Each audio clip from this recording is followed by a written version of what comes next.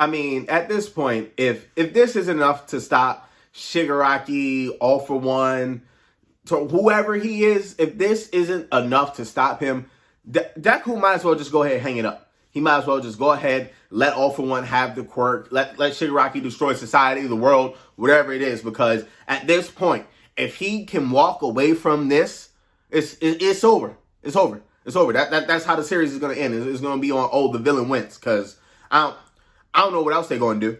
Whatever happens, happens. Welcome back to the Red Stool, and today we're talking about My Hero Academia Chapter 331, America. So we get the direct continuation of the fight between Shigaraki / All For One, or whatever new being that they are merged to become together. Now, to be honest, I thought last chapter, like after the way it ended and he didn't die, I was thinking, okay, that's it. Stars and Stripes. First 3 panels in the new chapter, she's getting washed.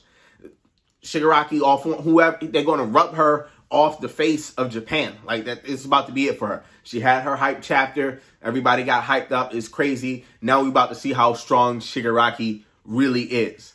And to my surprise, that kind of didn't happen, because it's like, sure, Shigaraki, he's able to recover, and he starts to piece her quirk together. He's like, okay, so you have a greater scale of control over inanimate objects than you do people, and because I don't know who I am right now, you know, since All For One's basically trying to leech him and take over his body and I guess reincarnate himself in some type of weird way. He's basically stealing Orochimaru's stick when it comes to child grooming to eventually steal their body so he can become immortal. So I guess he's taking some pages out the playbook. We'll see how it works out at the end of things. But right now, for what it's worth, Stars and Stripes, she can't use her power on, I'm just going to say them, because they don't know who they are.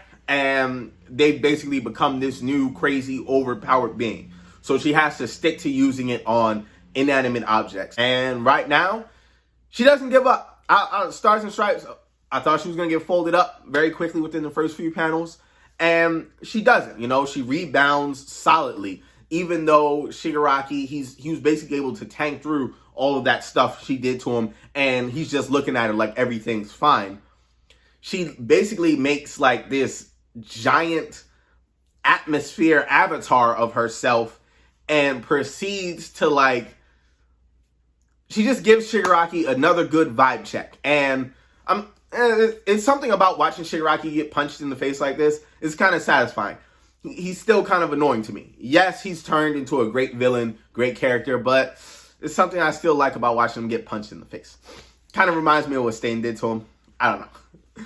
But she's able to use her new attack, and it looks like this is like the kitchen sink that she's leading up to, because as soon as she hits him with this atmosphere avatar punch, she then pins him in between her hands and proceeds to use the lasers from the remaining jets like a lance and just strike him with it.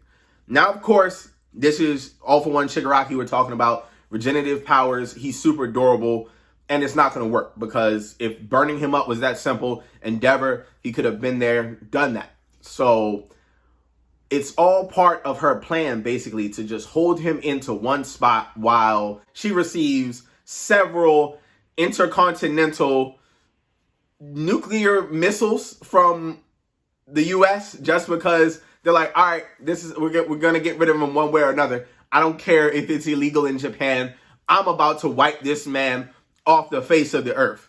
And I don't know, because now that she knows the missiles' names, there's more than one missile. Who knows what she's going to do with it? If she can make an avatar out of herself with the atmosphere, like how, the missile's explosion is 10 times more stronger than what it normally would be. There's 60 missiles now. Like, what if she's just bombarding him to death with the missiles until there's nothing left? And, you know, bringing me back around to like the first part of this video, The part I put in there to kind of rope you guys in, make you stick around a little bit longer. Is what it is. Sorry. Blame the game, not me. But if Shigaraki does survive this, I don't know what Deku gonna do. What is he really gonna do? Like, Black Whip, Smoke Screen, Danger Sense. What is any of that gonna do? If Shigaraki can survive several nuclear missiles, a laser beam lance, and almost having his lungs explode and kind of just like shrug that off, and he's not even at 100% of his full power yet. Like I said, Deku, you might as well go ahead, hang it up, give Gran Torino his little cape thingy back, go ahead, take those gauntlets off, and all just you gotta let that go. It's over. Because right now, Shigaraki is looking straight beastly, menace to society. I don't know who's gonna stand in front of him. Even Prime All Might not be able to beat him right now. And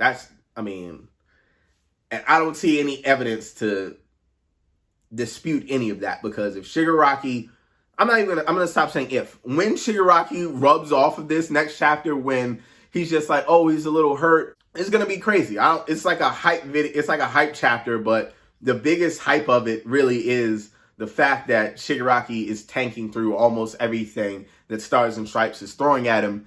And I think right now she has her hands full. They probably should have waited. She probably should have just listened and did what they told her to do. And hey, we should wait and attack him all at once, because then, yeah, y'all might have been able to do something, but it looks like y'all about to lose the strongest, hero in the world right now. And to be honest, I don't think she's going to surpass All Might. I know that's what, the end of the chapter led us up to. Take out Shigaraki, surpass All Might, become legendary. She ain't going to become legendary. I don't know if anybody was hoping for that. That she's probably going to die trying, but, she earned my respect, this. Still, she punched him in his face with an atmosphere clone of herself. That's something. Like they got to write that down, hey, Stars and Stripes didn't beat him, but she was stealing on him, he was on his back for a little bit, that's all I'm saying, because Shigaraki, he's probably, it's about to be something crazy that's about to happen. He's gonna be like, all right, cool, I like that. And I don't think he's gonna end up stealing her quirk. I don't.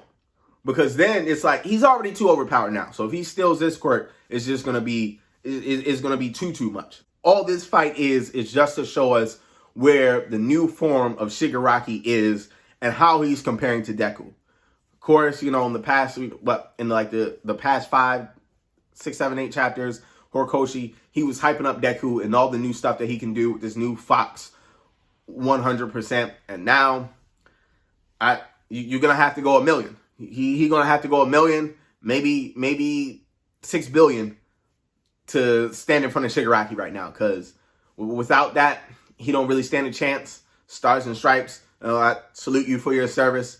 And yeah, you stole Shigaraki. So at the end of the day, that has to mean something. So let me know what y'all think in the comments below. How y'all feeling about this chapter? Or if you think I'm wrong, you think she's gonna, she's gonna pull out and she's gonna win. And I don't know, maybe is this how My Hero Academia ends? It could go either way like that. But just let me know in the comments. I'm gonna see y'all later. All right.